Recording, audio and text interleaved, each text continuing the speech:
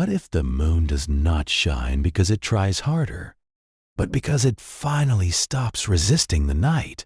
Story 1. The Lantern That Would Not Burn. In a small monastery, resting between two quiet hills, there lived a young novice named Sovan.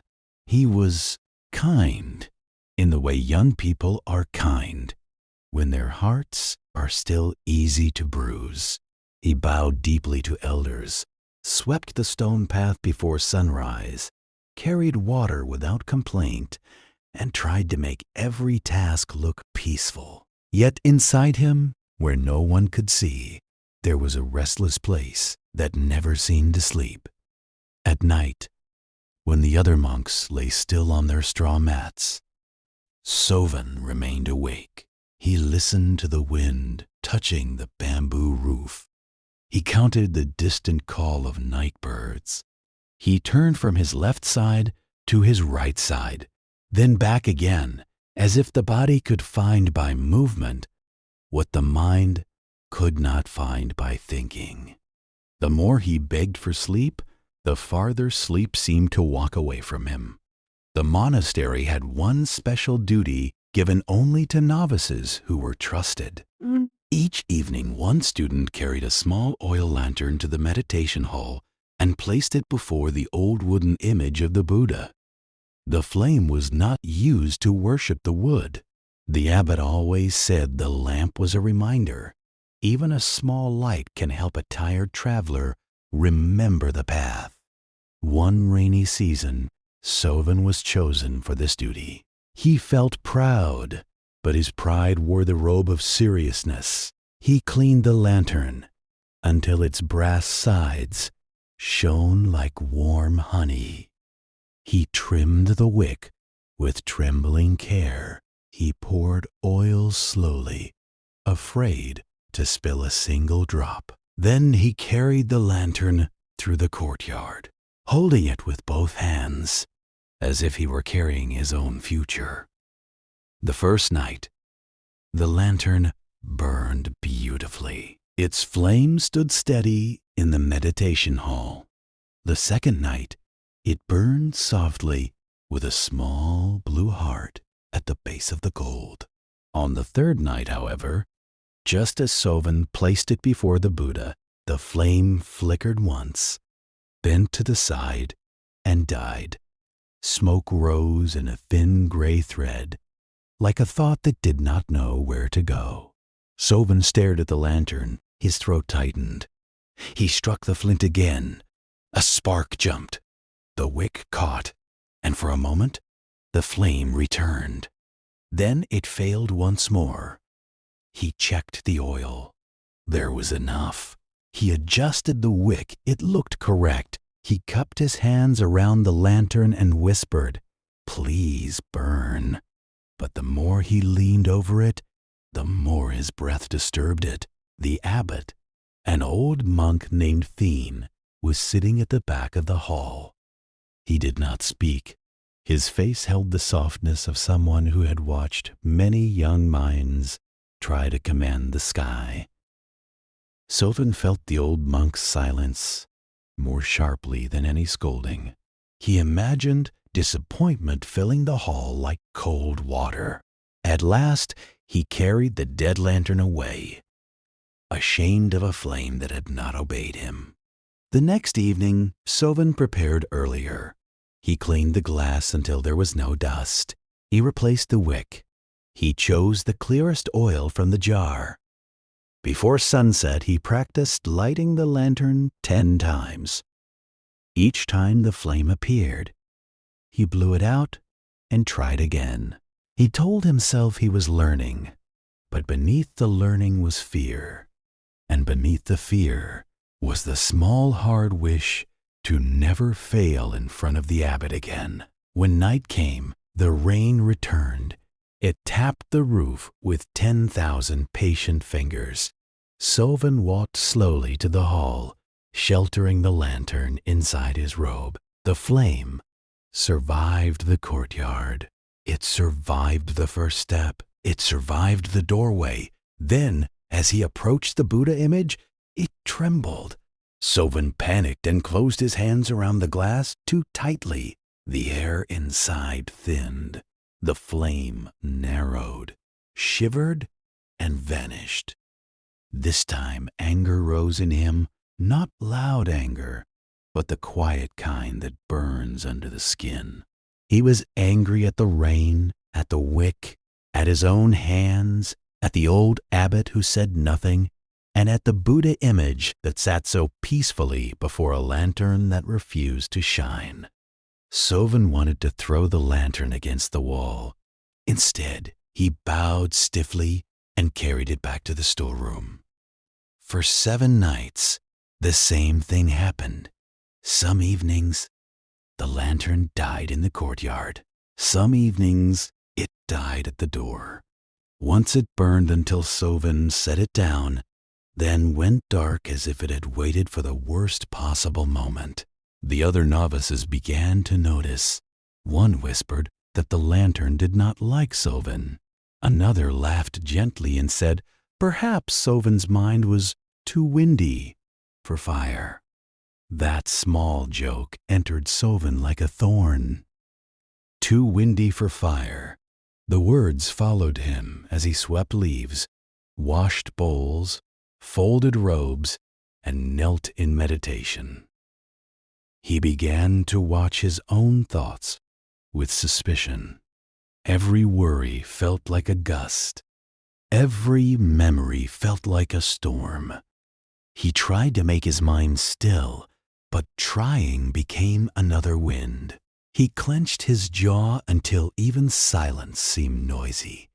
On the 8th night, Sovan went to Abbot Theon before the lamp ceremony. He bowed until his forehead touched the mat. "Master," he said, "please give the lantern to another novice. I have failed at a simple duty. I cannot keep one small flame alive." The abbot looked at him for a long moment. Outside, the rain had stopped, but drops still fell from the eaves one by one. "Bring the lantern," the abbot said. Sovan obeyed. Together they walked, not to the meditation hall, but to the kitchen garden behind the monastery. The clouds were breaking apart. The wet earth gave off a dark, tender smell.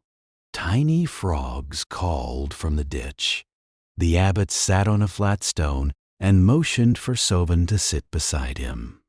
Between them, the unlit lantern rested like a question. The abbot asked, "When you want the flame to live, what do you do?" Sovan answered quickly, "I protect it. I cup my hands around it. I watch it carefully. I adjust the wick. I make sure nothing touches it." The old monk nodded. "And what happens when you protect it too closely?" Sovan lowered his eyes. "It dies." The abbot lifted the lantern and opened its small door. "A flame needs shelter," he said, "but it also needs space. Too much wind kills it. Too little air kills it. Your mind is the same. You think peace means forcing every movement to stop. But peace is not a prison with soft walls. Peace is a room with a window open just enough." Sovan listened. The words did not solve him at once, but they entered him without pushing. He had never thought that his effort might be part of his difficulty. He had believed rest was something to capture, like a bird in a basket. Yet every night his hands had closed tighter. Every night the bird had beaten itself against his fear. The abbot placed a new wick in the lantern. He did not trim it perfectly. He did not polish the glass. He poured oil with the relaxed movement of someone filling a cup for a friend.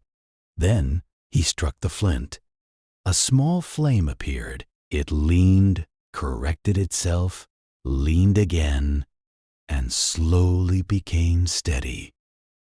The abbot did not touch it. He did not stare.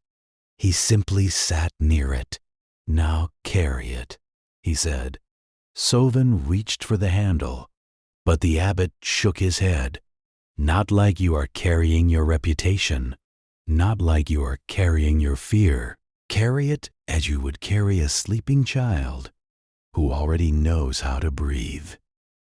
Sovin swallowed. He lifted the lantern.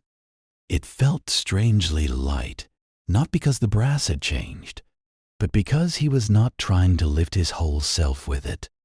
They walked through the courtyard. There was a breeze. Sovin felt his body tighten, then soften. The flame bent toward the left, then rose again. He wanted to shield it, but he remembered the open window. He let his hands remain loose. He took one slow step, then another. The lantern moved with him. It did not need him to be perfect. It only needed him not to panic. At the door of the meditation hall, the flame dipped. Sovin's breath caught. In the old way, he would have rushed to fix it. This time, he paused. He felt the handle in his palm. He felt the cool stone under his feet. He heard the rainwater slipping from the roof. The flame recovered by itself. A warmth spread through his chest. Not triumph, but relief. When the lantern was placed before the Buddha, it continued to burn. It was not the brightest flame Sovin had ever seen. It did not stand like a soldier. It moved slightly whenever the air moved, but it remained. In its gentle wavering, Sovin saw something more comforting than perfect stillness. He saw life continuing without being forced. The abbot sat beside him in the hall. For a long while, neither spoke. Shadows breathed across the wooden floor. The Buddha's face appeared and disappeared in the pulse of the lamp. Sovin noticed that his mind also moved. A thought came. A worry came. Each one leaned into the room, then faded. He did not need to fight them. He did not need to feed them. He could let them pass, like air around a flame. At last the abbot said, "You have been trying to sleep the way you tried to light the lantern. You surrounded rest with fear. You watched it so closely that it could not breathe. Tonight, when you lie down, do not command your mind to be silent. Give it space. Let the breath be the lantern. Let the body be the room." Sovin bowed, and this time the bow was not stiff. Later, on his mat, he did not count the birds. He did not ask whether sleep had arrived. He felt his breath enter and leave. Sometimes a thought bent the flame. Sometimes a feeling crossed the hall. He gave each one enough room to come, and enough room to go. Near midnight he woke for a moment and realized he had slept. The discovery was small and beautiful, like finding a white flower blooming beside the path. He almost became excited, but then he remembered the lantern. He smiled, without making a story from the smile. He turned gently onto his side and allowed the night to hold him again. In the morning, the abbot asked nothing. Sovin swept the courtyard while sunlight gathered in the wet leaves. The world did not look transformed. The stones were still stones. The bamboo was still bamboo. The lantern was still an ordinary lantern with scratches on its handle. Yet Sovin carried a new understanding. Peace is not forced into being. It is allowed. For many years afterward, When younger novices came to him complaining of restless minds, Sovan did not give them a long lecture. He took them to the garden at dusk, lit the old brass lantern, and placed it between them. He let them watch how the flame leaned and returned. Then he would say, "Do not squeeze the light. Sit near it. Give it air." And if the listener was very tired, Sovan would speak even more softly. Your mind does not have to become empty before you rest. Your heart does not have to solve the whole world before night can be kind to you. A flame can tremble and still be a flame. A person can feel unfinished and still be held by peace. Tonight, this is the first teaching. Do not make sleep another task. You must perform correctly. Do not turn calmness into a test. Let the breath move as it moves. Let the body grow heavy in its own time. Let the mind have enough space to settle without being chased. Somewhere within you, a small lamp already knows how to burn.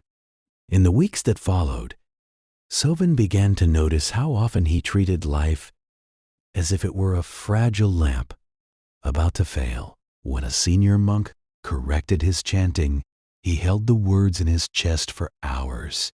When clouds gathered before laundry was dry, he felt the weather had personally betrayed him. When another novice received praise, he secretly wondered whether his own light had grown smaller. None of these moments looked dramatic from the outside. They were only small wins.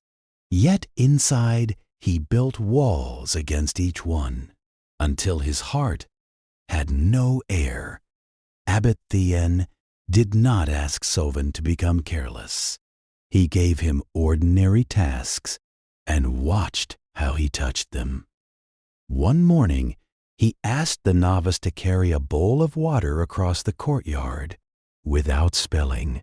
Sovan moved with stiff concentration, eyes fixed on the surface. Halfway across, a bird flew from the roof, startled him, and water slipped over the rim. Sovan apologized.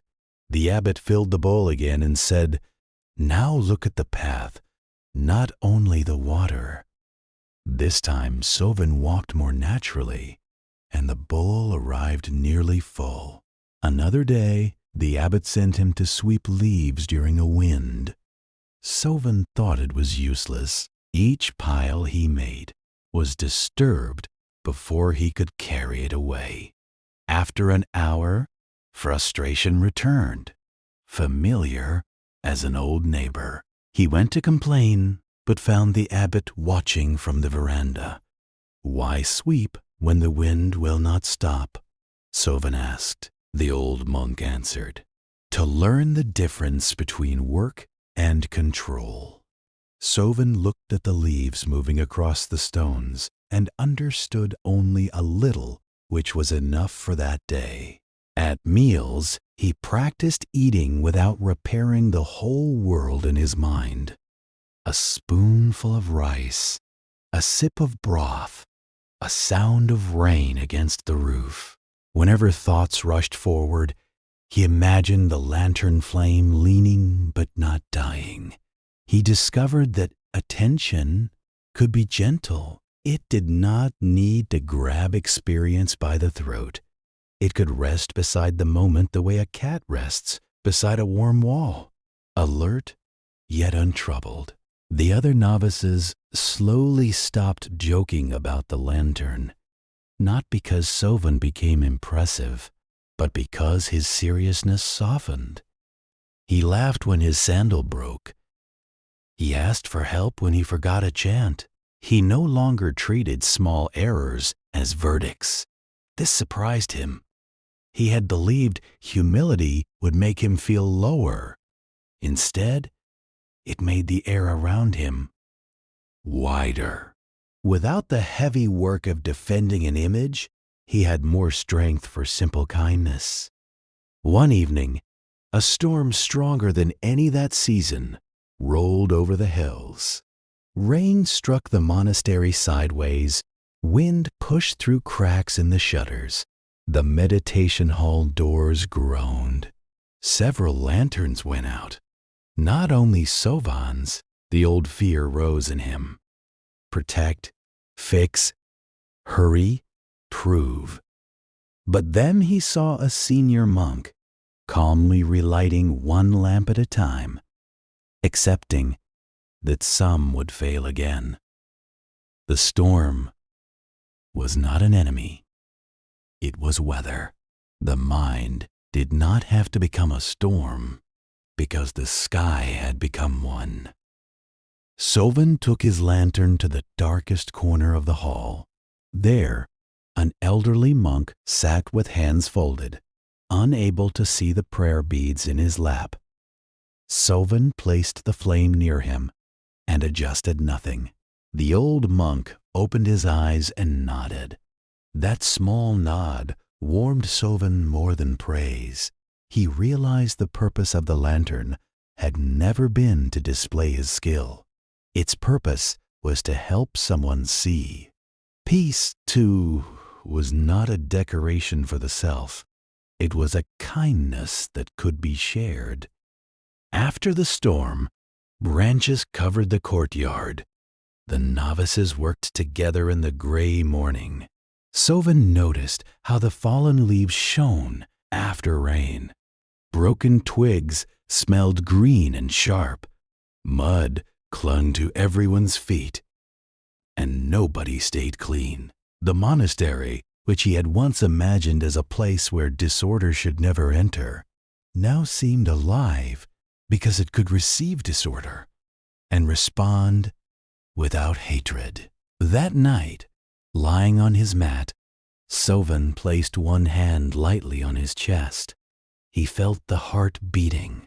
It had been beating during failure, during shame, during sleep, during sweeping, during storms. It had never demanded applause for its work. It did not ask whether each beat was perfect. It simply continued. He began to trust the body in a way he had previously reserved for teachings written in books. Sometimes rest still did not come quickly. On those nights, Sovan no longer treated wakefulness as a criminal. He listened to it. He asked, "What are you protecting?" Sometimes wakefulness carried unfinished work. Sometimes it carried loneliness. Sometimes it carried nothing at all, only extra energy moving through a young body. When he stopped fighting it, even wakefulness became less sharp. It sat beside him for a while and eventually left. Years later, Sovan would tell students, "The mind does not become peaceful because we insult its movement. The mind becomes peaceful when it learns it is safe to move and safe to settle." He would open his palm as he said this, showing them the difference between a fist and a hand. A fist can hold tightly, but it cannot receive. An open hand may seem emptier, yet it can carry a lantern without killing the flame. So the teaching of the lantern deepened beyond one night in the hall. It became a way of walking, eating, listening, failing, beginning again. It became the knowledge that effort is sacred when it is soft enough to breathe. It became a friendship with imperfection. It became the quiet discovery that the light we want to protect is often wiser than our fear, and given a little room, it knows how to stand in the dark. Sovan also discovered that people often confuse stillness with silence. The meditation hall could be completely quiet while his mind argued like a marketplace. The kitchen could be full of chopping, boiling, footsteps, and low voices, while his heart felt at ease. This confused him until the abbot said, Quiet outside is a gift. Quiet inside is a relationship. From that day, Sovan stopped blaming the world for every disturbance.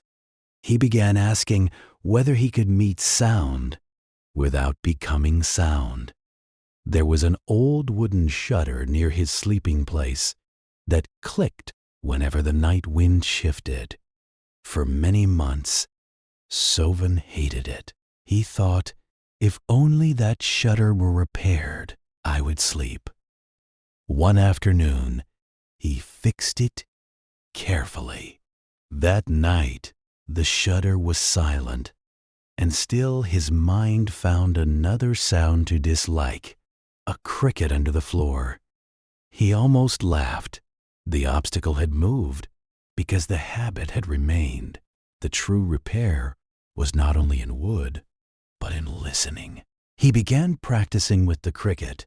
Instead of naming it enemy, he heard it as one thread in the cloth of night. Chirp, breath, blanket, darkness. Chirp, breath, body. The sound did not become beautiful immediately, but it became less personal. That was enough. So many sufferings survive because we make them personal. We say, this noise is against me. This delay is against me. This thought is against me. The lantern taught him that not everything moving in the dark has come to harm us. One morning, the abbot asked Sovan to teach the youngest novice how to light the lamp. Sovan felt fear again. Teaching meant being seen. But the child was clumsy in a way that softened him. The boy spilled oil, dropped the flint, and apologized before anyone could scold him. Sovan surprised himself by smiling. He heard his own voice say, "Slowly, the flame is not angry." In teaching another, he heard the teaching more clearly himself. That evening, when the young novice carried the lantern and the flame survived, Sovan felt no jealousy. The hall was lit, and that was enough. He understood that peace grows when it is no longer used to prove ownership. The light before the Buddha did not ask whose hand brought it. It simply warmed the room. In the same way, a calm moment does not belong to the person who creates it. It blesses everyone nearby. Before the rains ended, Sovan understood one more quiet thing. A lantern does not ask the darkness to disappear before it shines. It shines inside the darkness, and because of that, the darkness becomes useful. Without night, the flame would be invisible. Without restlessness, Sovan might never have learned gentleness. Without failure, the abbot's teaching would have remained only a pleasant phrase. So when a difficult feeling appeared, he no longer saw it, only as an intruder. Sometimes it was the dark room in which a small wisdom could finally be seen. Story 2. The Bowl of Moonlight. In a village famous for its pottery, there lived a woman named Mira who shaped clay with the patience of a river shaping stone. Her bowls were known in 3 provinces.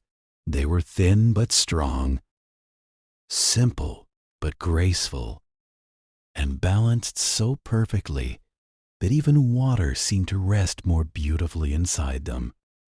Merchants came with carts. Monks came with begging bowls to repair. Mothers came for rice jars. Children came just to watch her hands turn earth into form. Mira had learned the craft from her father, who had learned it from his mother before him. Her workshop stood beside a lotus pond at the edge of the village. In the morning, the pond reflected the pink sky. At noon, it reflected passing cranes. At night, it reflected the moon so clearly that travelers sometimes stopped on the road, thinking a second moon had fallen to earth. and was sleeping among the lotus leaves. Though Mira made beautiful things, her heart had become narrow from wanting them to remain beautiful. She inspected every bowl until her eyes ached. If a rim leaned a little, she frowned. If glaze gathered too darkly on one side, she sighed. If a customer praised 9 pieces but ignored the 10th, she heard only the silence around the 10th. The village admired her work, yet she was rarely able to enjoy it. Her greatest pride was a large moon bowl she had shaped during the cold season. It was wide, pale, and round, with a glaze that shifted from ivory to blue, like mist over water. When filled, it seemed to hold light even in a dim room. Mira kept it on a wooden shelf facing the pond. She told herself she was saving it for a worthy buyer, but in truth, she did not want anyone to touch it. Each night, after the village slept, Mira brought the moon bowl outside and filled it with clear pond water. Then she placed it on a low stone and watched the moon appear inside. The reflection trembled when insects crossed the surface. It vanished when clouds moved overhead. It returned when the sky opened. Mira loved the bowl most in these moments. Yet, love mixed with fear. She imagined the bowl slipping from her hands, cracking, disappearing from the world. One evening, a traveling monk arrived at her workshop just as the moon was rising. His robe was faded, his sandals were dusty, and his face held the quiet alertness of someone who had learned to listen before asking. He bowed and said, "I was told the finest bowls in this region are made here. I need a bowl for my journey." Mira showed him several sturdy pieces. The monk lifted each one gently, tapped the rim, listened to the sound, and smiled. Then his eyes moved to the shelf. He saw the moon bowl. "May I look at that one?" he asked. Mira's body tightened. She almost said it was not for sale, but hospitality was important in the village, and the monk had asked with respect. She lifted the bowl with both hands and placed it before him. The monk did not praise it immediately. He simply looked. His silence made Mira nervous. She wanted him to say it was perfect. She also wanted him not to want it. At last he said, "This bowl has learned from the moon." Mira felt pleasure rise. Then suspicion. "It is my finest work," she said. "It took many failures before I shaped it." "May it hold water?" the monk asked. Mira carried it to the pond and filled it. The moon entered at once. The monk looked into the bowl and then into the pond. "There are 2 moons," he said. "Which one belongs to you?" Mira laughed politely, thinking it a riddle. "Neither moon belongs to me," she answered. "The one above belongs to the sky. The one below belongs to the water." The monk tilted his head. "And the one in the bowl?" Mira did not answer. The moon in the bowl seemed suddenly fragile. A leaf fell from a nearby tree and touched the water. The reflected moon broke into soft pieces. Mira quickly removed the leaf. The monk noticed. "You protect the moon carefully," he said. Mira felt heat in her cheeks. "I protect the bowl," she replied. "The moon protects itself." The monk sat beside the pond. "When I was young," he said, "I had a teacher who kept a cracked bowl. Every morning he drank from it. Every morning a little tea escaped through the crack. I asked him why he did not throw it away. He said, 'Because the crack teaches the tea to leave slowly. Mira frowned. A cracked bowl is a failed bowl. The monk smiled. Perhaps. Or perhaps it is a bowl that no longer pretends to keep everything. His words bothered her. After he left to sleep in the village shrine, Mira remained by the pond with the moon bowl. The night was windless. The moon rested perfectly inside the water. She touched the rim. It was smooth beneath her fingers. She thought of the cracked bowl and the tea leaving slowly. She imagined a fracture running through her own precious piece and felt almost ill. The next morning, a wealthy merchant arrived. He had heard of the moon bowl and offered a price high enough to repair Mira's roof, buy new clay for a season, and hire 2 apprentices. Mira refused. The merchant raised the price. She refused again. He looked at her with irritation. "Why make beauty if you will not let it live in the world?" he asked. Then he left, and the question remained behind like dust in sunlight. That afternoon, a group of children came to watch her work.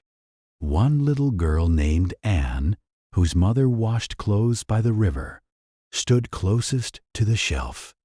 She had never seen such a bowl. "It looks like a sleepy moon," Anne whispered. Mira was shaping a rice jar and did not notice the child reach up. The girl's fingers touched the bowl. It shifted, rocked, and fell. The sound was not loud. That was what Mira remembered later. Not a crash, not thunder, but a clean, small breaking.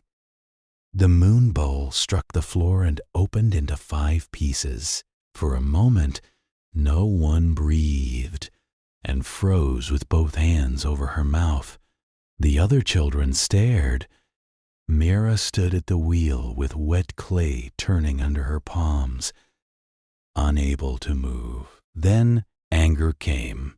It rose so quickly that she nearly became it.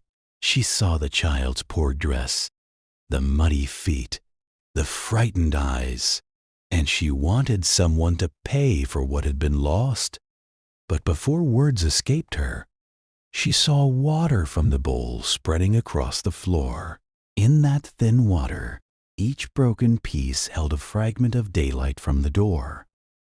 5 small moons shone where one moon had been. Mira's hands relaxed. The wheel continued turning, slow and patient. Anne began to cry. The sound entered the workshop, and Mira heard in it not carelessness, but fear. She remembered the monk's question, "Which moon belongs to you?" She looked at the broken bowl and understood with painful clarity that she had not owned the moon, the bowl, the praise, or even the moment before it broke. She knelt beside the child. "Are you hurt?" she asked, and shook her head. Tears ran down her cheeks. "I broke the moon," the girl whispered. Mira closed her eyes. If she spoke from the narrow place, she would wound the child for the sake of a bowl. If she spoke from the wider place, something in herself might also be repaired. "No," Mira said softly. "The moon is not broken. Only the clay has changed." The children left quietly. Mira gathered the pieces and placed them on her work table. All day, she could not shape another bowl. She swept the floor, washed her hands, sat by the pond, stood up, sat again. Grief moved through her in waves. Sometimes she felt calm. Sometimes anger returned. Sometimes she missed the bowl as if it were a friend. She did not pretend the loss was small. At dusk, The traveling monk came back. He saw the pieces on the table and bowed to them as if bowing to a teacher. Mira almost laughed. "Do not make wisdom from my carelessness," she said. "I loved that bowl." The monk nodded. "Then let love be present too." Non-attachment does not mean the heart becomes stone. It means the heart does not demand that the river become a wall. Mira sat across from him. If everything breaks, why make anything beautiful? The monk touched one of the pieces. Because beauty is not wasted by ending. A song is not worthless because the last note fades. A flower is not foolish because evening comes. A bowl is not a mistake because one day it returns to earth. They carried the broken pieces to the pond. The monk suggested placing them among the lotus roots, but Mira shook her head. An idea had come, not bright like excitement, but steady, like a lamp. She returned to the workshop, mixed gold-colored lacquer, and began to mend the bowl. The cracks would remain visible. More than visible, she would honor them. For 3 days, she worked slowly. She did not try to hide what had happened. She joined the pieces with care, letting the golden lines travel across the pale glaze like rivers seen from the sky. When the bowl was whole enough to hold water again, it was no longer the perfect moon bowl. It was something stranger, older, more human. It seemed to know both fullness and fracture. On the 4th night, Mira brought the mended bowl to the pond. She filled it with water. The moon entered, crossed by golden lines. Instead of ruining the reflection, the cracks made the light appear deeper. The moon did not complain. The water did not refuse. Mira laughed once, very softly, and tears came without bitterness. The next morning, she carried the bowl to Anne's house. The child hid behind her mother, afraid. Mira knelt and held out the bowl. "This belongs in a home where people know how precious things are," she said. Anne's mother protested that they could not pay. Mira shook her head. "Payment has already been given. Your daughter taught me that a bowl can break and still hold moonlight." From then on, Mira's pottery changed. Her bowls became simpler. Some carried small, intentional irregularities, a thumb mark near the base, a softened rim, a glaze that pooled like rainwater. Customers at first asked why her work was no longer flawless. She answered, "I am learning to leave room for the moon." Over time, people loved the new pieces more. They felt less like objects to protect and more like companions for living. Mira also changed at night. She still placed bowls beside the pond, but she no longer watched them with fear. If wind disturbed the reflection, she watched the broken light. If a cloud covered the moon, she watched the honest dark. If a bowl cracked in the kiln, she did not immediately call it failure. She asked what kind of beauty might still be possible. After giving the mended bowl to Anne's family, Mira expected to feel empty in the unpleasant way, like a room after thieves have left. Instead, she felt a spacious ache. There was sadness, yes, but it had windows. She found herself looking at other objects with new tenderness. The cracked grinding stone, the patched sleeve of her work robe, the old stool that leaned but never collapsed. The world was not divided into perfect and ruined. It was filled with things continuing in altered forms. Anne's mother used the moon bowl for water during evening meals. She placed it in the center of the table, where the family dipped a ladle and filled their cups. At first, Mira worried they would not be careful enough. Then she visited and saw the children washing their hands before touching it.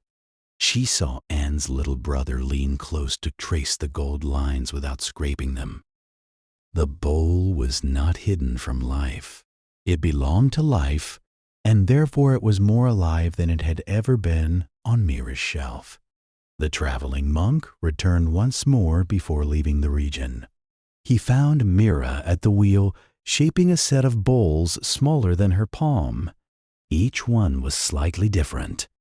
"You are not measuring them?" he asked. Mira smiled. "I measure, but I no longer ask them to become twins." The monk laughed. "Good. Even lotus petals do not repeat themselves, yet the flower is whole." Mira asked the monk whether non-attachment meant she should give away everything she loved. He shook his head. "If you give away from fear of attachment, fear is still holding the bowl. Keep what serves, share what should travel, repair what can be repaired, release what must go.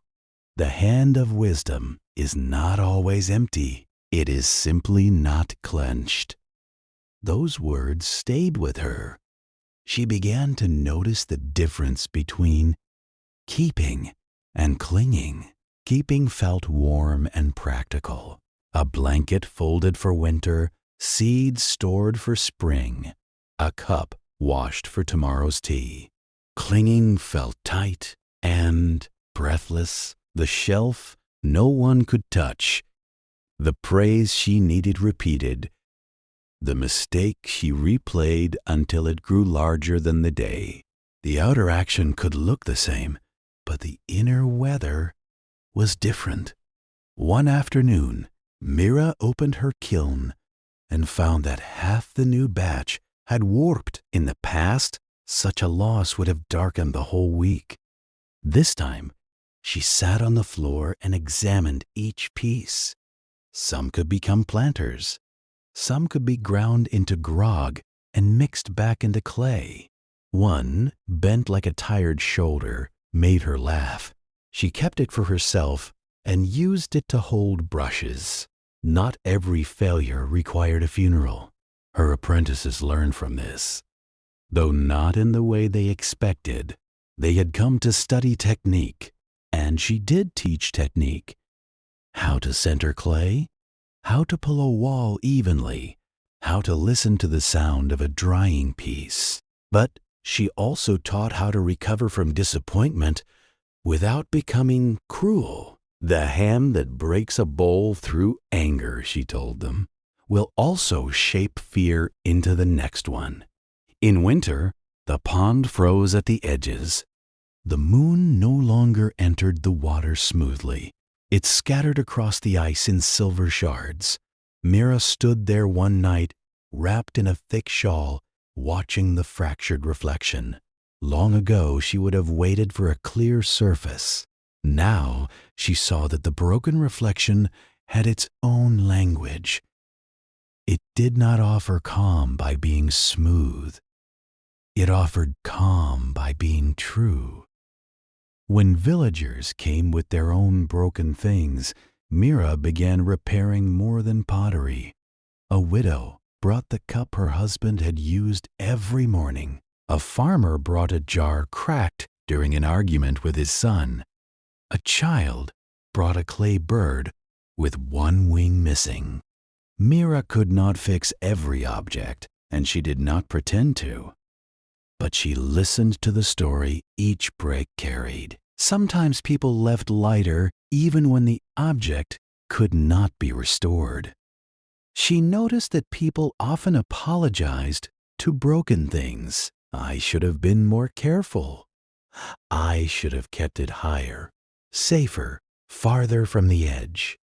Mira understood these sentences because she had spoken them to herself. Yet the clay did not ask for endless punishment. It asked only, "Can I be mended?" Can I be used differently? Can I return to earth? The simplicity of clay became a teacher more patient than thought. At the New Year festival, the village requested a large bowl for floating candles. Mira made one with deliberate gold seams painted beneath the glaze, though it had never been broken. When people asked why the lines were there, she answered, "To remember before breaking that beauty is temporary." During the ceremony, candles drifted in the bowl like small moons. Their flames trembled, leaned, and remained. In old age, Mira became less famous for perfect pottery and more loved for bowls people wanted to touch every day. Her work sat in kitchens, shrines, tea rooms, and children's hands. Some pieces chipped, some were lost, some survived long after her. None of that frightened her, as it once had. She had learned that making beauty was not an argument against impermanence. It was a way of bowing to it while the moon was still visible.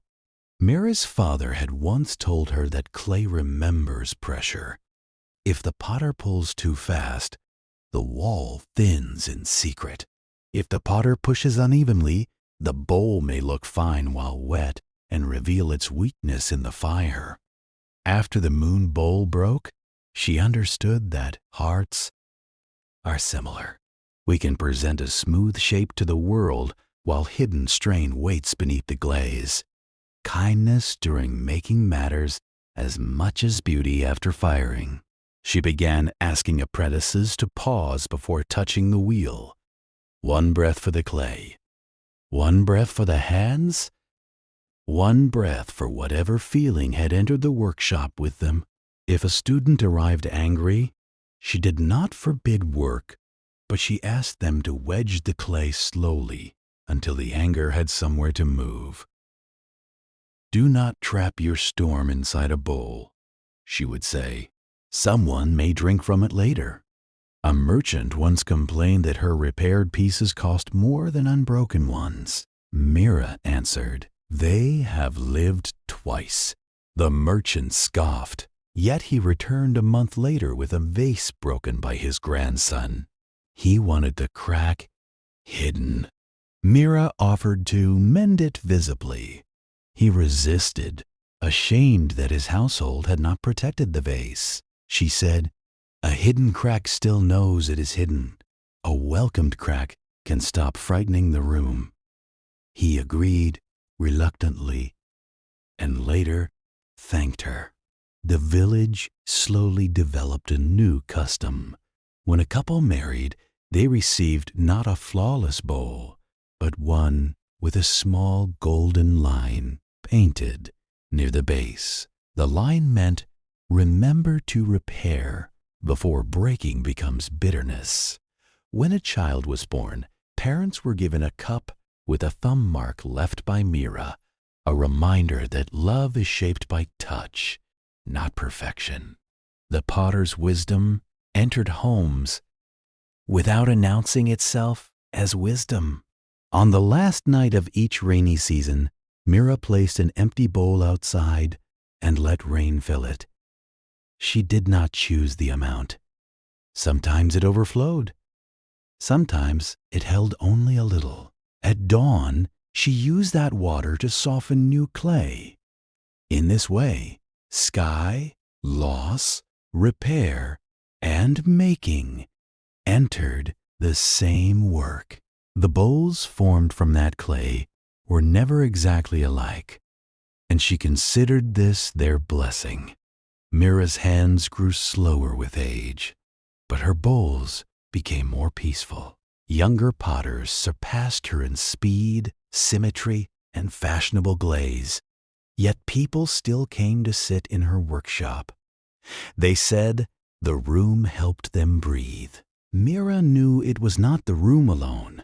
It was the permission inside the room, permission for clay to lean, for grief to speak, for beauty to change.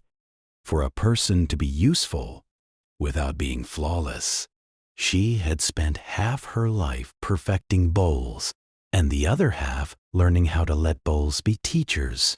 This is the second teaching. What you love will change. What you make will change, even when your hands are careful. But change does not cancel meaning.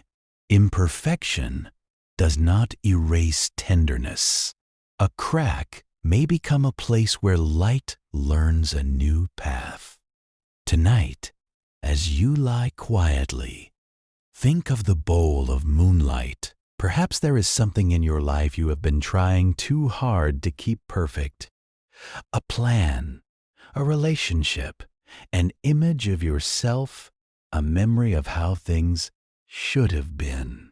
Let it rest in your hands without squeezing. Let the moon enter it as it is. Even the mended places can shine. And if some part of you feels broken, do not hurry to hide it from the night. The night is old and gentle. It has held many broken bowls. It knows that the heart can be repaired without becoming the same. It knows that gold is sometimes not found before the crack, but placed carefully inside it. Breathe softly now. Let your own moonlight remain. Story 3. The gate that opens inward, far beyond the rice fields, where the road became narrow and the hills folded into one another like sleeping animals. There stood a famous temple known as the Temple of 9 Gates. Pilgrims said that anyone who passed through all 9 gates with a sincere heart would find the entrance to perfect peace. Some came carrying incense. Some came carrying grief. Some came with questions written on paper and tied with red string around their wrists. Among them was a young scribe named Arun. He copied legal documents in a crowded town and spent his days recording disputes, boundary arguments, unpaid debts, broken marriage promises, quarrels over inheritance, accusations between brothers. Each page he copied seemed to leave a little dust inside his chest. He knew the shape of other people's anger so well that it began to feel like his own. At night, Arun could not rest. His mind repeated sentences he had written during the day. This land belongs to me. You promised. You failed. You owe. You stole. The words marched through him like soldiers. He tried reading poetry, drinking warm tea, counting breaths, and tying a cloth over his eyes to make the room darker. Nothing helped for long. Finally, someone told him about the Temple of 9 Gates. The 9th gate opens into peace, said an old customer at the scribe house. But it opens only for those who are ready. Arun imagined a gate carved from sandalwood, behind which silence would be stored like treasure. He requested leave from his employer, packed a small bag, and began walking before dawn. Each step away from town felt like a step away from noise. The first gate stood at the foot of the mountain. It was painted red and guarded by 2 stone lions whose faces had softened under rain. A monk swept leaves nearby.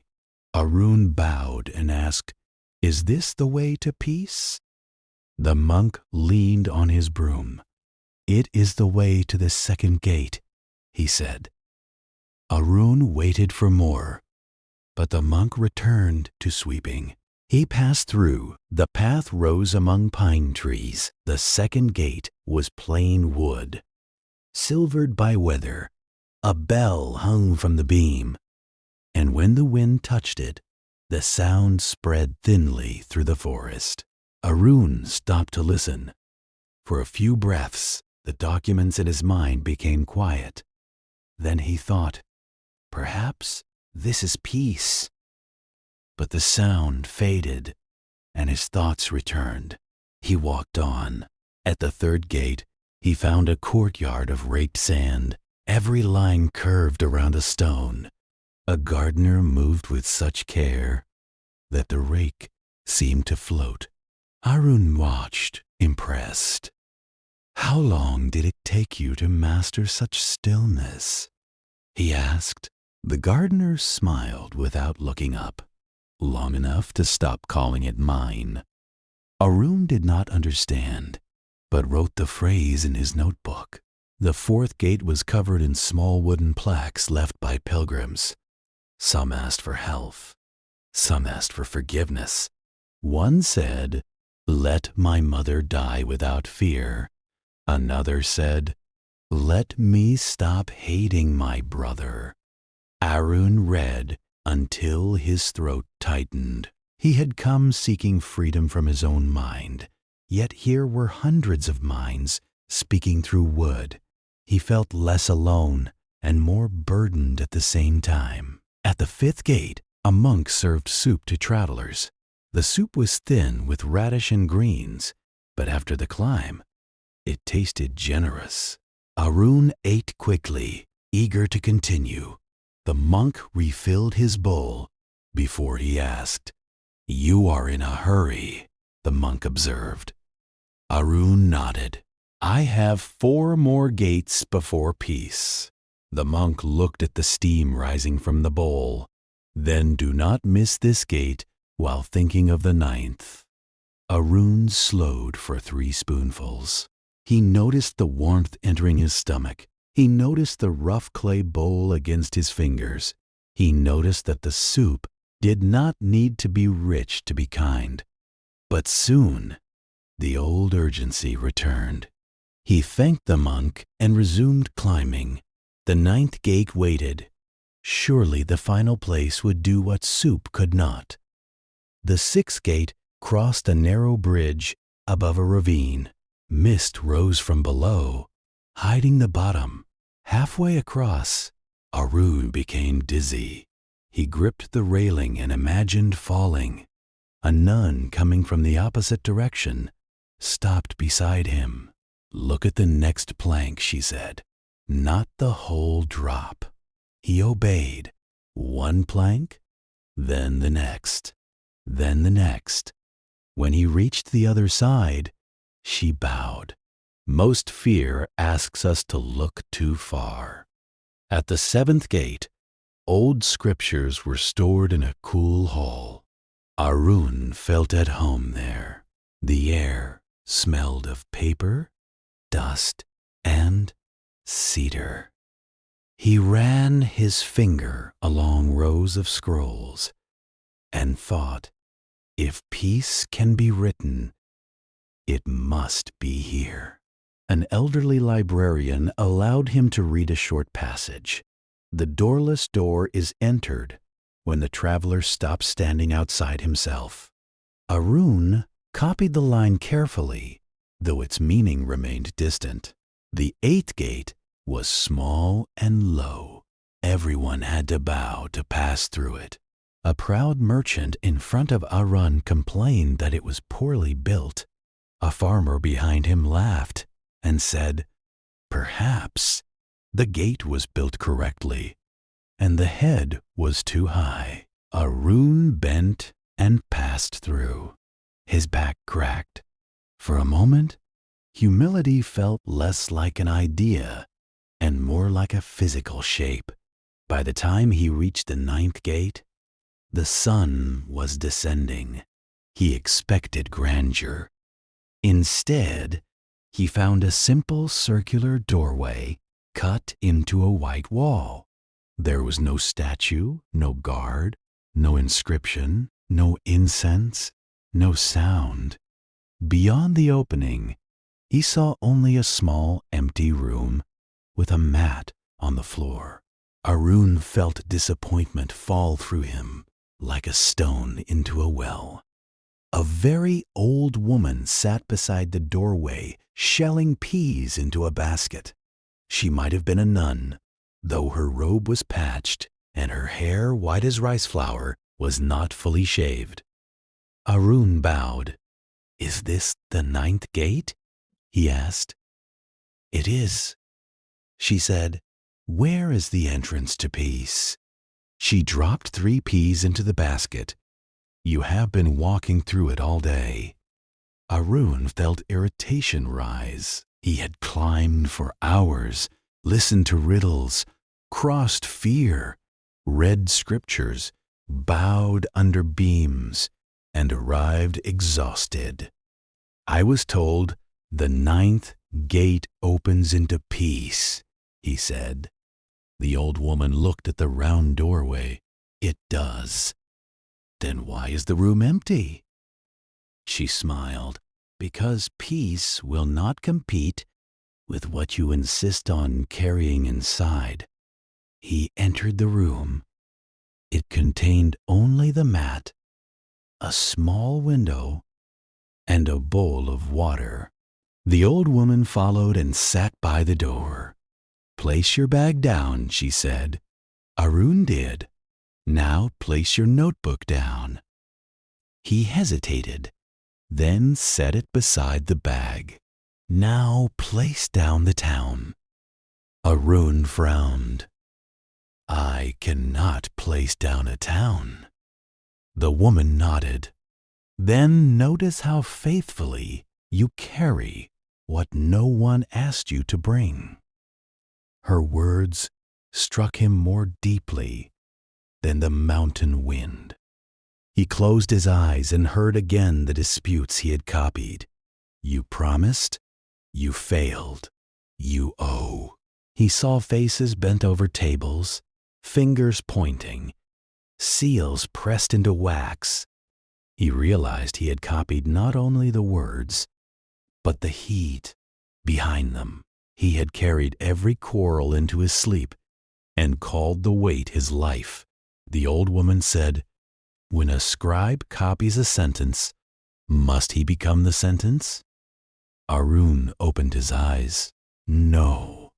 When a mirror reflects a passing cart, must it follow the cart down the road? No. When a bell rings because wind touched it, must it keep ringing after the wind has gone?"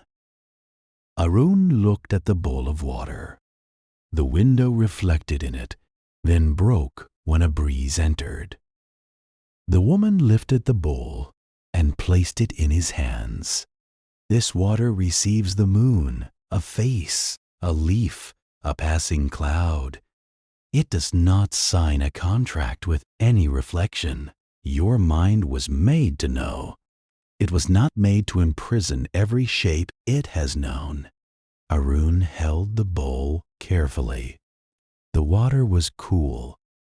He could see his tired face trembling inside it. "How do I stop carrying them?" he asked. The old woman touched the mat. "Sit." Arun sat. "Breathe in and know a sentence has appeared. Breathe out and let the sentence finish. Do not argue with it. Do not chase it. Do not make it tea. Let each thought be a visitor who does not need a bed." They sat together as the light changed. At first, Arun's mind grew louder.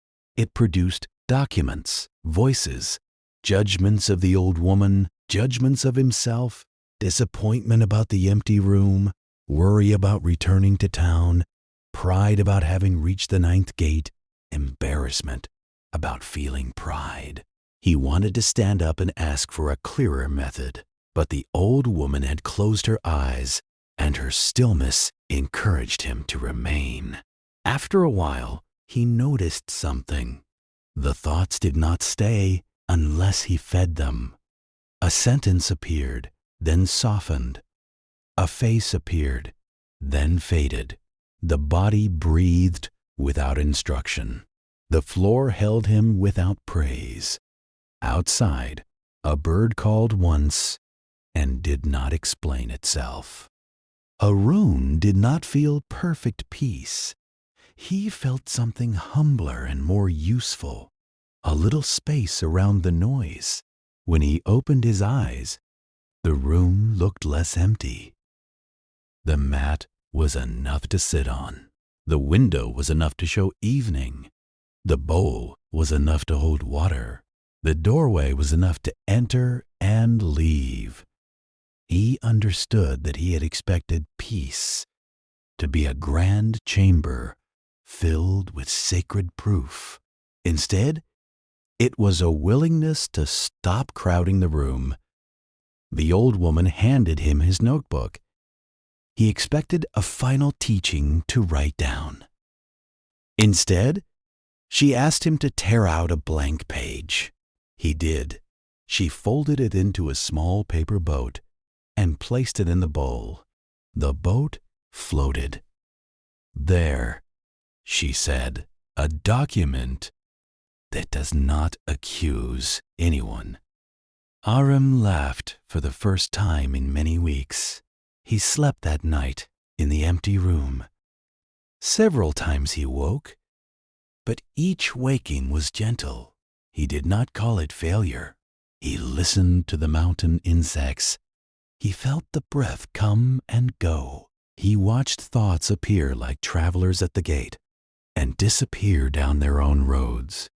Before dawn, he dreamed of a courthouse where everyone set down their papers and listened to rain. In the morning, he thanked the old woman. "Should I stay here?" he asked. "My work in town fills me with unrest." She shook her head.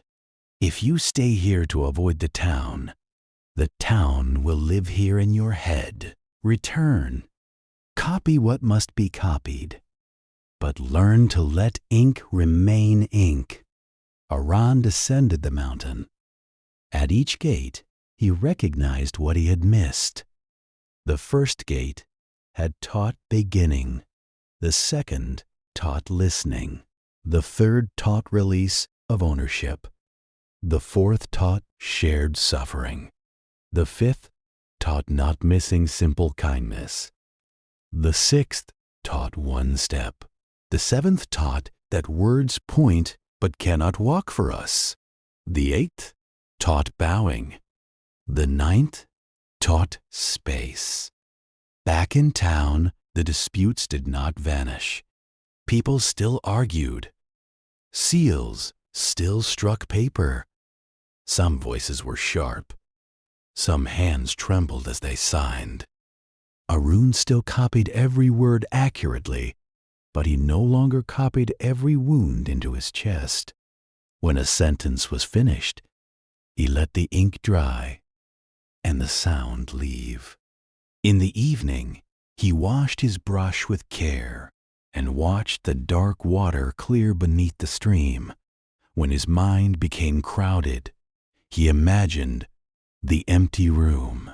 He pictured the small window, the bowl, the folded paper boat. He breathed in and said silently, "A visitor." He breathed out and said, "Not a prisoner." Slowly, sleep returned to him. Not every night like a servant obeying orders, but often like a friend who trusts an unlocked door. After Arun returned to his town, the first test came sooner than he expected. A landowner arrived before breakfast, furious that a boundary line had been copied 1 finger width too far east. The man slapped a document onto the desk and demanded correction.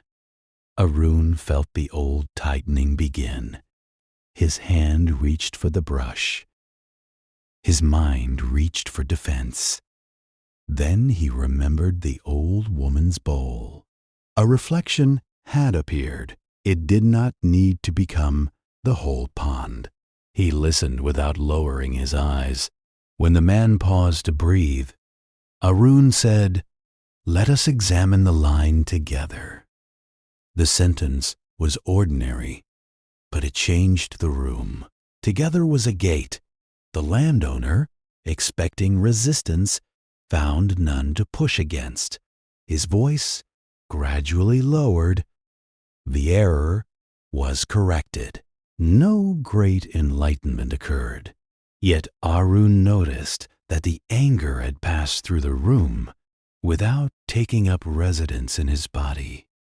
That evening, he wrote the old woman's phrase on a small paper and placed it under his inkstone.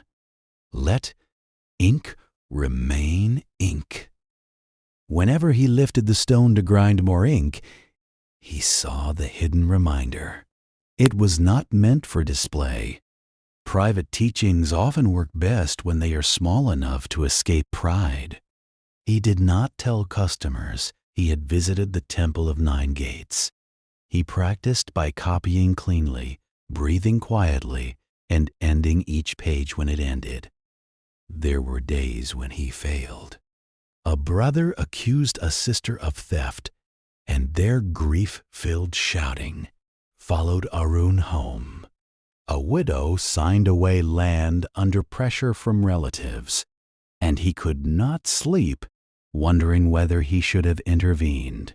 A tax collector mocked his careful questions. On those nights, the ninth gate seemed far away again. But he had learned something important. Losing sight of a gate is not the same as losing the gate. When distress remained, Arun walked to the town well. He would lower the bucket, hear it strike water, and pull it up slowly. He watched the rope wind around the post. He told himself, one turn, then one turn. This became his town practice, the way the bridge had taught him, one plank at a time. People thought he enjoyed drawing water at night. In truth, he was drawing his attention back from places it had scattered. Months later, a letter came from the mountain temple. Inside was a blank sheet folded into a paper boat. No message accompanied it. Arun knew it was from the old woman. He placed the boat on his desk. When arguments grew fierce, he sometimes looked at it and imagined all the accusations becoming light enough to float, not disappear, not be denied, but float. A floating thing can be guided. A stone in the chest cannot. His employer noticed the change. "You are slower," the older scribe said one afternoon. Arun bowed, expecting criticism. "But fewer pages return with mistakes," the employer continued, "and angry clients leave less angry. What did you learn on that mountain?" Arun considered giving a beautiful answer. Instead, he said, "I learned that a page has margins for a reason." The employer laughed, but Arun meant it. A life also needed margins. He began leaving small spaces between appointments. At first, this seemed inefficient. Then he discovered that space prevented many errors. A breath between one person's sorrow and another person's demand. A cup of water before copying a difficult statement. A walk from the desk to the doorway and back. The town did not collapse because he stopped pressing every moment against the next. Some days, the extra space saved more time than haste ever had. Arun also learned to recognize false gates. Praise was a gate that appeared to open but often led into hunger for more praise. Blame was a gate that seemed dangerous, but sometimes led to useful correction. Ambition promised a gate made of gold, but opened into a room where he was never allowed to sit down. Fatigue looked like a locked gate until he discovered it opened through rest. Years passed, and younger scribes came to train under him. They expected lessons on ink, spacing, seal placement, legal phrasing, and courtly forms. He taught all of these. Then, when they were tired and more honest, he placed a bowl of water on the table and asked each student to watch a reflection tremble. "If you cannot let a reflected face move," he said, You will suffer every time a real one changes. One student asked, Master Arun, which of the 9 gates was most important? Arun thought of the red gate, the bell gate, the sand garden, the bridge, the low beam, the empty room. Then he touched his chest. The one I did not know I was carrying, he said, but I needed the other 8 before I could believe it.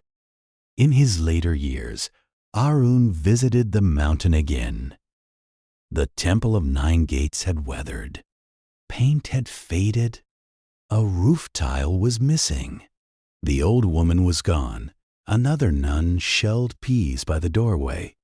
Arun entered the empty room and found the same kind of mat, the same small window, the same quiet invitation. He bowed, not to a memory, but to the fact that a true gate can be entered many times and never become old. Arun's most difficult visitor was not an angry customer, but his own memory of being praised as a child for quick answers. Whenever he paused, a voice inside said he was becoming slow, less brilliant, less valuable. The mountain had opened a deeper gate, the fear beneath haste. He saw that he had rushed not only to finish work, but to outrun the terror of being ordinary. The empty room did not cure this fear, but it gave him a place to meet it kindly. He practiced saying, I do not know yet. At first the words felt like defeat. Then he noticed people relaxed when he spoke them honestly. A clerk who pretends to know closes the gate. A clerk willing to investigate opens one. This became useful not only in work, but in friendship. When a neighbor spoke of sorrow, Arun stopped offering quick wisdom. He learned to sit beside unanswered pain without filling it with borrowed phrases. One festival night, lanterns filled the town canal. Arun watched children release paper boats with wishes written inside. Some boats floated far. Some turned in circles. Some caught fire too soon and sank in sparks. The children cried, laughed, and made more. Arun thought of his own paper boat in the temple bowl. He understood that wishes are not contracts with the future. They are small lights we place on water, beautiful because they travel beyond our control. A woman once came to the office to record the sale of her family house. She signed calmly, then began to weep after the ink dried. Arun did not rush to dry her tears or explain impermanence. He turned the page over so her tears would not blur the seal, then waited. When she was ready, he gave her water. She later said his silence had been respectful. He realized a gate can be opened by not speaking too soon. Over time, Arun's room at home grew simpler. He removed stacks of old drafts, broken brushes he would never mend, and letters kept only to reopen wounds. Yet he did not become severe. He kept one poem, one painted fan, one stone from the mountain path, and the paper boat. Simplicity was not emptiness as punishment. It was emptiness with enough space for moonlight to enter. Arun never again believed that peace was a place reached once and kept forever. It was more like returning to the doorway each time he became crowded. Some days he returned with grace. Some days he returned only after suffering had tired him out. Either way, the gate did not shame him. It opened because opening was its nature. This comforted him deeply. The path did not require perfect memory. It required willingness to begin again when he noticed he had wandered. This is the third teaching. The gate to peace does not always open outward into another life. Sometimes it opens inward into the life you already have. Once you stop filling every room with yesterday's voices, you do not have to travel to a mountain to practice this. The next breath is also a gate. The space after a thought is also a gate. The body resting in bed is also a gate. Tonight, if your mind brings documents of worry, let them be placed gently on the floor. You do not need to sign them. If an old argument knocks, let it stand at the entrance without inviting it to stay. If tomorrow appears with a list in its hands, bow to it and return to the breath. The gate opens not when every visitor disappears, but when you remember you are the room, not the crowd. And now, as the night deepens, let yourself pass through the simple doorway of this moment. No password is needed, no achievement is required. The hinge is already turning in the quiet rhythm of your breathing. Enter softly. Leave nothing forced behind you. What is truly yours will remain. What was never yours can rest outside the gate. Story 4. The River Without Hurry. There was once a wide river that curved through a valley of blue reeds and old willow trees. In the dry months, children crossed it by stepping on stones. In the rains, it rose brown and powerful, carrying branches, lotus leaves, lost sandals, and sometimes the roof of a careless chicken coop. The villagers respected the river because it gave them fish, watered their fields, and reminded them that no path remains exactly where people draw it. At the bend of this river lived an old ferryman named Bao. His boat was flat-bottomed, patched in many places, and painted a green that had faded toward gray. Every morning, Bao untied the rope before sunrise and carried farmers, monks, merchants, baskets of herbs, bundles of cloth, restless children, and silent widows from one bank to the other.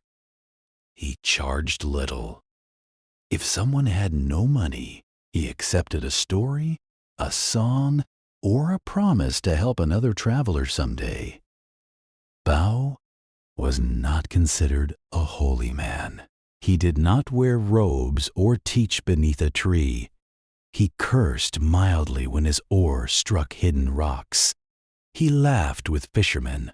He fell asleep after lunch with his hat over his face. Yet those who crossed with him often stepped from the boat feeling strangely lighter. It was said that the old ferryman knew how to let the river speak without interrupting it. One year, a government official named Dak was sent to the valley to inspect land records. He arrived with 2 assistants, 3 trunks, a lacquered umbrella, and a mind trained to measure everything. He measured fields, taxes, bridges, storage barns, irrigation channels, and even the time it took village elders to answer questions. He believed order was kindness, and perhaps in many ways it was. But his order had become sharp enough to cut him. Dak had not slept well for years. In the capital, he slept beside ledgers. On the road, he slept beside travel permits. In villages, he slept beside lists of mistakes to correct. His assistants admired his discipline and feared his temper. He often woke before dawn with his heart racing, as if some invisible clerk had stamped urgent across his chest. To complete his inspection, Dak needed to cross Bao's River and visit 3 farms on the western bank. He arrived at the landing just after sunrise, annoyed to find the ferry still tied. Bao was sitting on a crate eating a steamed sweet potato. Mist moved slowly over the water. The official cleared his throat.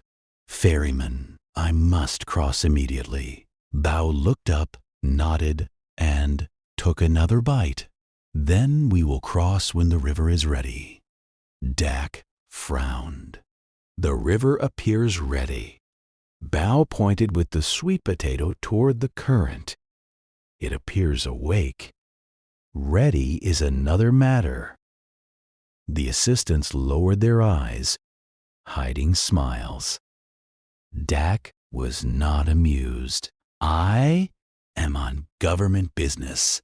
Bao stood, wiped his hands, and untied the rope. "Then the government may learn patience with us." The boat pushed away from shore. At once, Dak noticed that Bao did not take the shortest line across. Instead, he angled upstream, allowing the current to carry them gradually toward the opposite landing. "You are wasting distance," Dak said. Bao moved the oar with slow strength.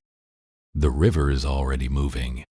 If I fight it directly, we spend more effort and arrive badly. If I work with it, we arrive with the boat still friendly." Dak opened his mouth to argue, then closed it. The boat did not feel inefficient. It felt steady. Water slid along the sides with a low, continuous sound. The mist thinned. A heron lifted from the reeds and crossed ahead of them, its wings drawing two silent lines in the air. For a moment, Dak forgot to think about the farms. Then he remembered them and became tense again. Halfway across, a bundle of reeds drifted near the boat. Bao nudged it aside gently. Dak said, "Why not strike it away? It may catch under the hull." Bao answered, "Things that drift are often easier to guide than to punish." Dak disliked the feeling that every sentence from the ferryman might be a lesson. He preferred lessons written in official language, numbered and sealed. When they reached the western bank, Dak stepped out and said, "Return in 2 hours." "I will not wait."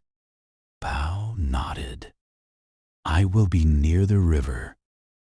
The official spent the morning inspecting farms. He found errors in boundary markers, but also found that the maps from the capital were outdated. A stream had shifted. A field had flooded and become a pond. A road had moved around a fallen grove. The land did not behave like paper. By noon, Dak was irritated. The farmers explained changes with patience, but every explanation meant revisions. Revisions meant reports. Reports meant late nights. By the time he returned to the landing, his head felt full of insects. Bao was not there. The boat was tied to a branch, empty. Dak's assistants looked nervous. The official called out, "Ferryman." A voice answered from under a willow. Bao emerged, carrying a basket of mushrooms. "You are late," Dak snapped. Bao looked at the sun. "You said 2 hours." The river heard something wider. Dak's face hardened. "Do you mock me?" Bao shook his head. "No. I picked mushrooms while waiting. Waiting becomes heavy only when we refuse to set it down." They began the return crossing.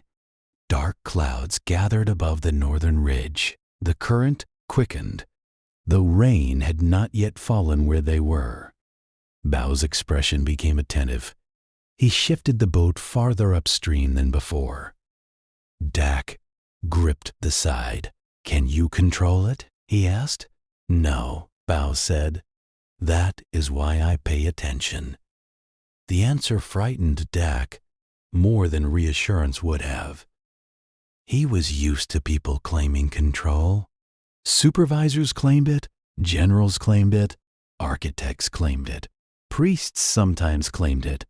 Bao spoke of attention instead, as if attention were more honest than control.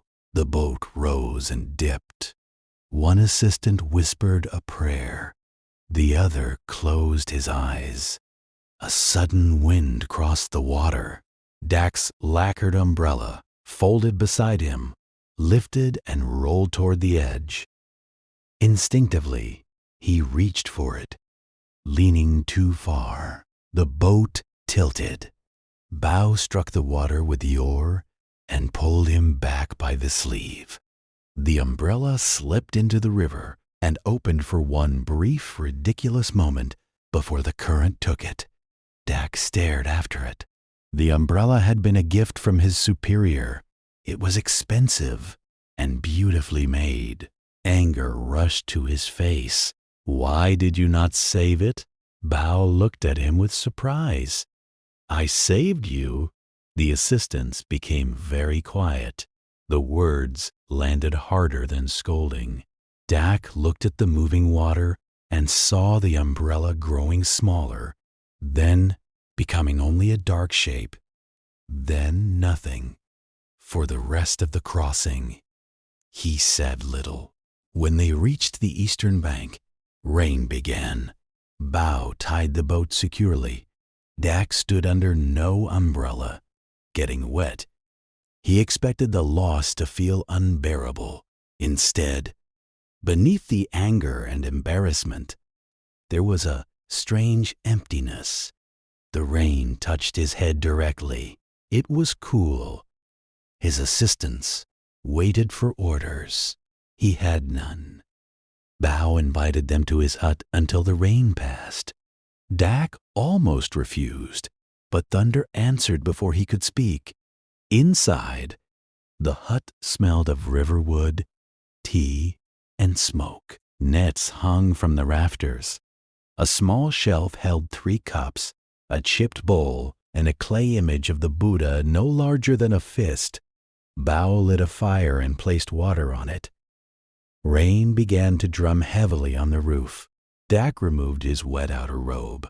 Without the umbrella, without the official posture required at landings and farms, he felt oddly young. Bao poured tea into mismatched cups. One had a crack darkened by use. One was missing a chip from the rim. The cup given to Dak was plain and warm. He held it with both hands. For once, no one asked him to decide anything. The official looked toward the river through the open doorway. How do you live beside something you cannot control?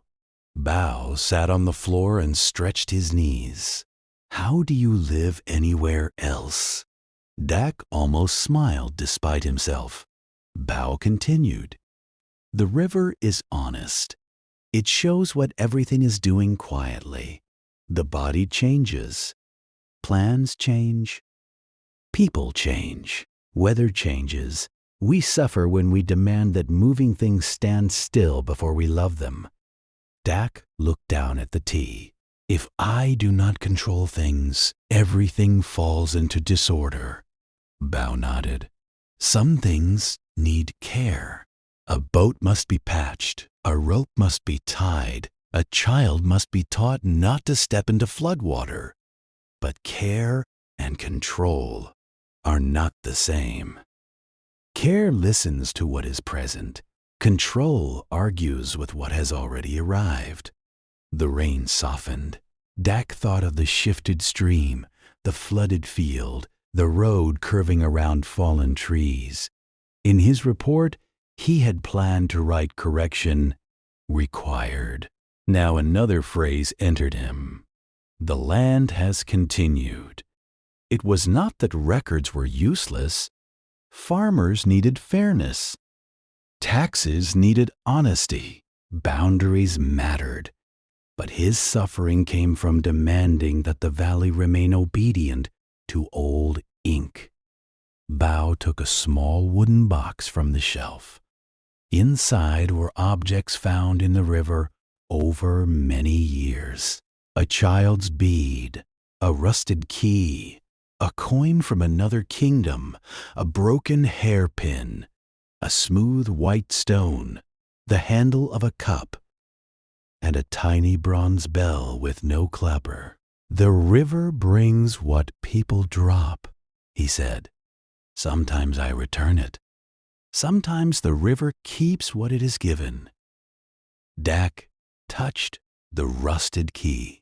"Do you never wonder what door it opened?" Bao smiled. "I wonder. Then I stop. If I carry every lost door in my head, how will I hear the person asking to cross?" Dak withdrew his hand. Slowly. The sentence seemed simple, but it entered a place in him crowded with doors. Cases unfinished, superiors to impress, mistakes to prevent, futures to secure. That night, the storm damaged the bridge north of the village, and Dak was forced to remain in Bao's hut. His assistant slept quickly, tired from travel. Dak lay awake on a reed mat, listening to the river. At first, the sound disturbed him. It was too constant, too alive. Then, little by little, he noticed it was not one sound, but many surface ripples, deeper current, rain dripping from leaves, small waves touching the mooring post. He realized his mind was like that. He had called it noise because he heard it as one mass. But when he listened, gently, it had layers. Concern for his duty, fear of failure, grief for his father, who had expected greatness, loneliness from years of being respected but rarely known, weariness so deep it had become part of his posture. None of these needed to be thrown into the river. They needed to be heard without becoming rulers. Before dawn, he slept. It was not a long sleep, but it was clear. He dreamed he was writing a report on water. Each time he finished a sentence, the ink turned into a small stream and ran off the page. Instead of chasing it, he laughed. When he woke, the sky was pale and Bao was already outside untying the boat. "I must cross again," Dak said. "There are 2 farms left." Bao handed him an oar. "Then today, you help." The official hesitated. His hands were trained for brushes and seals, not river work. But he stepped into the boat and took the oar. At first, he pushed too hard. The blade splashed. Bao corrected his angle, more with it. They crossed slowly. Dak felt the current through the wood. He learned that effort could be firm without being harsh. He learned that the oar did not command the river. It conversed with it. By the time they reached the other side, his shoulders had loosened. The work had not disappeared. The report still waited, but the urgency had lost some of its teeth. At the farms, Dak listened differently. He asked where the stream had moved. He asked when the road had changed. He asked who had lost crops and who had gained silt. He still recorded carefully, but his questions were less like hooks and more like cups. The farmers, sensing the difference, answered with more trust. Accuracy improved because fear decreased. When the inspection ended 2 days later, Dak wrote a report, unlike any he had written before. It was precise, but not rigid. It recommended updated maps, fair adjustments, and seasonal reviews after the rains. At the end, in a note his superiors might ignore, he added, "The valley cannot be governed well by pretending water has no memory. Records should be living instruments, revised with attention." Before leaving, He went to Bao's hut to pay for all the crossings. Bao accepted only half the coins. "You rode yesterday," he said. Dak placed the remaining coins on the table anyway. Bao pushed them back. Generosity that cannot be refused becomes another kind of control. Dak laughed softly, recognizing himself. He took back the coins and bowed. At the landing, he looked once more at the river. Somewhere far downstream, perhaps his umbrella had sunk, or perhaps a child had found it tangled in reeds and was using it as a boat for beetles. He did not know. For the first time, not knowing felt less like failure. It felt like space. Years later, when Dak had become an elder official, younger clerks wondered why he kept a plain river stone on his desk. When disputes grew heated, he would place one hand on the stone before speaking. If asked about it, he would say, "A river taught me that attention is better than panic." Some understood, some did not. The stone remained, doing its quiet work. Dak's return to the capital was not dramatic. No one looked at him and said he had become peaceful. His superior complained about the length of the report. A clerk misplaced one appendix.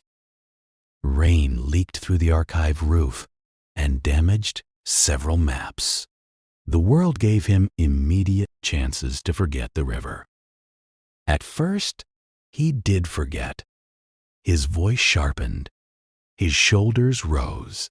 Then his hand found the smooth stone in his sleeve, and he remembered the oar entering water. He began to keep a small practice before opening any official file. One breath to arrive. One breath to see the page. One breath to remember that every document represented living people, changing weather, and causes too numerous to fit inside neat columns. This did not make him less precise. It made his precision less violent. Accuracy became a lantern instead of a whip. Some colleagues mistook his calmer manner for weakness. They pushed extra work onto his desk. Assuming he would not protest, the old Dak would have exploded or accepted everything while growing bitter. The river-trained Dak did something else. He looked clearly at the workload, returned what was not his, and explained what could be completed. Well, he learned that flowing with the river did not mean flowing into every ditch dug by other people's carelessness. This was an important lesson. Many people misunderstand softness. They imagine it means surrendering judgment, abandoning boundaries, or smiling while others step on your feet. Bao's river had taught something wiser. Water yields, but it also wears stone. A boat follows current, but it still has a rudder. Calm attention can say no without hatred. It can say yes without fear. It can change direction without losing dignity. One autumn, the capital flooded. Streets became canals. Storehouses had to be opened. Families moved to higher ground. Dak was assigned to emergency coordination because of his valley report. Younger officials ran in all directions, shouting orders that contradicted one another. Dak climbed a bell tower, studied the flow of water through the city, and saw where the current itself suggested relief routes. He sent boats where streets had failed and turned a temple courtyard into a dry distribution point. During that crisis, he thought often of Bao, not as a saint, but as a man who knew the humility of attention. When people praised Dak afterward, he accepted politely and then visited the river shrine outside the city. He placed 3 coins in the donation bowl, one for the lost umbrella, one for the old ferryman, and one for the part of himself that had needed both in order to learn. Years later, Dak returned to the valley and found Bao older, thinner, but still ferrying travelers. The boat had a new patch near the bow. The green paint had faded further. Bao looked at Dak's fine robe and laughed. "The capital did not drown you." Dak stepped into the boat. Not completely. They crossed at sunset. For a long time, neither man spoke. Friendship, when it is true, does not need to prove itself with many words. At midstream, Bao handed Dak the oar without explanation. Dak took it. His movements were still not as natural as the ferryman's, but they were no longer clumsy. The oar entered cleanly. The boat responded.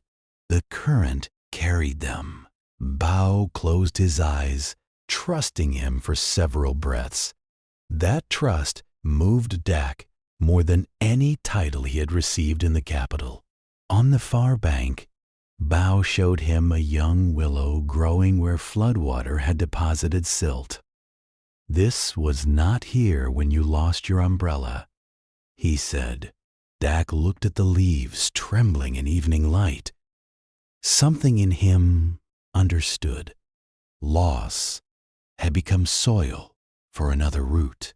Not because loss is secretly pleasant, and not because every pain must be justified, but because life continues using what the river brings. Before parting, Dak asked Bao whether he ever wished to see the sea. The old ferryman looked downstream. "The river goes there for me," he said. "My work is here." Dak carried that answer for the rest of his life. It helped him when ambition whispered that only larger stages mattered. It helped him when age narrowed his duties. A life does not need to reach every horizon to be complete. It needs to be faithful where it is placed. When Bao finally died, villagers placed his ashes in a small clay jar and set it in the ferry for one last crossing. Dak, now retired, came to row. The river was calm that morning. Mist opened slowly. Halfway across, he rested the oar and let the boat drift. No one hurried him. Even grief seemed to understand the current. On the western bank, they buried the jar beneath the young willow. After the ceremony, Dak sat by the water until evening. He listened as Bao had listened. The river did not explain birth, work, loss, friendship, aging, or death. It carried them. That was its teaching, not an answer that ends questions, but a movement that makes room for them. Dak placed his palm on the surface. The water touched him and moved on. He bowed to the river, to the ferryman, to the unfinished crossing of every human heart. Dak eventually learned that bureaucracy, like a river, becomes dangerous when blocked too long. A request delayed without reason can flood a family's life. A correction ignored can erode trust. A rule applied without listening can drown fairness. His calmer mind did not make him passive. It made him more responsive. He moved papers with the awareness that each one was a small boat carrying someone's hope across an uncertain current. He trained younger officials to visit places before judging them by records alone. Ink dries faster than earth changes, he told them, but earth does change. Some laughed at this rural-sounding wisdom. Then they saw how often old maps failed to show new realities. Dak did not scold them. He let the evidence teach. This, too, he had learned from Bao. The best teacher does not always push the boat. Sometimes He lets the current become visible. In winter, when the capital canals froze at the edges, Dak missed the valley river. He would walk beside the hard water and remember that stillness can also be a season of movement hidden beneath the surface. Not every period of life shows progress outwardly. Seeds under snow are not lazy. A heart in grief is not failing because it smiles less. A tired body is not useless because it asks for rest. When illness came in his later years, Dak faced a current he could not redirect with policy or planning. At first, fear returned fiercely. Then he placed the riverstone under his palm and breathed. Care and control are not the same, he remembered. He took medicine, accepted help, organized his papers, and allowed friends to visit. He did what could be done without pretending the body was a province under permanent command. On his final visit to the valley, he sat beneath the willow where Bao's ashes rested. The river moved as it always had. New water in an old path. Dak whispered, "I am still crossing." A breeze moved through the leaves. No voice answered, yet he felt accompanied. Sometimes the deepest teachings do not return as words. They return as the ability to sit quietly beside what cannot be solved and still feel held. The valley people later said that Bao had ferried more than bodies across water. He had ferried impatience into attention, grief into tenderness, pride into laughter, and fear into the next breath. Dak believed this was true, but he also knew Bao would have shrugged at such praise. The old man would have pointed to the river and said the river did most of the work. Perhaps that was the last teaching. Wisdom does not need to own the crossing. It is content to help the boat move. This is the fourth teaching.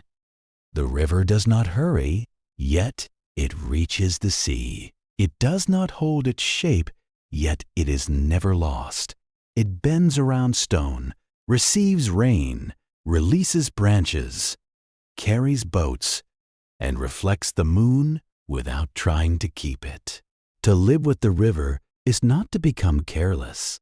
It is to learn the difference between wise effort and anxious force. Tonight, let your body be the boat and your breath be the river beneath it. You do not have to push directly across every worry. You do not have to rescue every umbrella the mind drops into the current. Some thoughts can drift away without your permission. Some plans can be revisited in the morning. Some burdens can be guided gently to the bank and left there. Feel how the bed holds you the way water holds a boat. Feel how breathing continues without needing your command. If fear asks whether everything will be controlled by dawn, answer with attention, not argument. Notice this inhale. Notice this exhale. Notice the warmth in the hands, the heaviness in the legs, the softening behind the eyes. The crossing is happening already. And if sleep comes slowly, let it come like a ferry through mist. There is no need to shout across the river. There is no need to measure the distance. The old ferryman has untied the rope.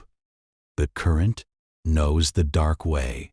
Rest now, not because every task is finished, but because even unfinished things are carried more wisely by a rested heart. Somewhere in the quiet valley of your own mind, the river is moving without hurry. It has carried many names, many fears, many versions of you. It does not reject them. It does not keep them forever. It simply continues, shining where moonlight touches it, dark where the banks lean close, faithful to the sea it has never seen, but somehow trusts. Let that trust enter you. Let the night be wide. Let the crossing be gentle. Long after Dak returned to the capital, the lesson of the river did not stay in memory as a pretty image. It became a small discipline. Before signing a judgment, he would place one hand flat on the desk and ask himself whether he was trying to force a current that needed to be understood first. Sometimes this question saved him from harshness. Sometimes it saved him from pride. Often it simply slowed his breathing enough for wisdom to enter. One morning, a widow came to his office carrying a basket of river stones. She had walked for 2 days because a clerk had rejected her land record. The paper was smudged by rain and the seal could not be read clearly. The young officials laughed softly at the basket, thinking she had misunderstood the court. Dak did not laugh. He remembered Bao lifting stones from the riverbed and saying that water keeps a history even when ink forgets. He asked her why she had brought the stones. The widow opened the basket and showed him that each stone had a small mark cut into it. Her husband, who could not write, had placed one stone at the edge of their field every planting season. The stones matched the old boundary better than the damaged document. Dak walked with her to the village himself. He listened to neighbors. He looked at the slope of the land, the bend of the ditch, the old tree whose roots held the soil like patient fingers. By evening, he understood that the widow had not come to defeat anyone. She had come to be seen. The dispute was settled without punishment. The boundary was restored, but more importantly, the village learned that truth is not always stored in the loudest voice or the cleanest paper. Sometimes truth sits quietly in a basket, waiting for someone to stop hurrying long enough to notice its weight. That night, Dak slept in the guest room of a farmer's house. Rain tapped the roof. In the darkness, he heard water moving through the field channels. He thought of Bao's ferry and realized that listening is also a form of rowing. When we listen deeply, we carry another person across the river of being misunderstood. We do not have to agree with every fear. We do not have to fix every sorrow at once. We only have to make a crossing wide enough for dignity to stand on the other side. Years later, when Dak was asked by a young official how to become wise quickly, he smiled because he heard his own old impatience inside the question. He said, "If wisdom arrives quickly, treat it gently. It may only be cleverness wearing a bright robe." The young man frowned, so Dak took him to a narrow canal behind the archives. Fallen leaves had gathered against a small wooden grate, and the water had become dark and still. Together, they lifted the grate, leaf by leaf, until the canal began to move again. "This is how the mind learns," Dak said, "not by commanding the river, but by removing what we keep pressing against it." The young official said nothing, but his shoulders lowered. He had expected a lecture and received wet sleeves, yet for many years afterward, whenever his thoughts grew crowded, he remembered the sound of trapped water finding its way forward. It was not a dramatic sound. It was a soft return. So if your mind tonight feels blocked by unfinished tasks, old conversations, or the quiet fear that you should already be further along, imagine one small leaf being lifted from the grate. Do not clear the whole canal. Do not repair the entire river. Just release one thought that no longer needs to be held. Let one breath move. Let one place inside you become unblocked. Peace often begins not as a grand answer, but as a little space where the water can pass. The river does not ask whether it has been understood before it continues. The moon does not ask whether every cloud has moved away before it gives light. In the same way, your heart does not need perfect conditions before it can soften. Even now, while some worries remain, while some questions are unanswered, a quieter current is still moving beneath you. You can rest upon it. You can let it carry what your hands are too tired to hold.